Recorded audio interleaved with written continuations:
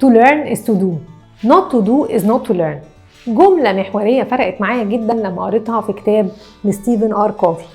ستيفن آر كوفي هو أحد المؤلفين الملهمة جدا بالنسبة لي، وألف كتاب بعنوان العادات السبع للأشخاص الأكثر فعالية.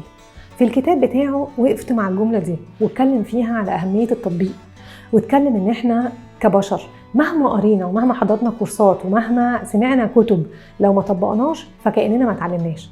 من وقت ما قريت الجملة دي وأنا بقيت في سعي دايما إن أنا لما أقرأ حاجة أطبقها. قعدت واقفة مع نفسي كده من كتر الكتب اللي بقت موجودة في حياتي وأنا في سعي للتطبيق وبحب أطبق، والحمد لله حياتي بتتقدم، ولقيت إن دي حاجة أنا حابة جدا أشاركها مع المتابعين بتوعي، سواء على اليوتيوب أو على الانستجرام أو على الفيسبوك. فارق معايا جدا إن أنا أقدم لهم بعض كده الترشيحات لكتب ملهمة جدا وفرقت معايا جدا في جودة حياتي في مجالات مختلفة. مش بس قراية الكتب، لا التطبيق بتاع الكتب. عشان كده بقدم سلسلة 1 2 3 actions. في السلسلة دي هقدم من كل كتاب بعرضه 3 حاجات طبقتهم.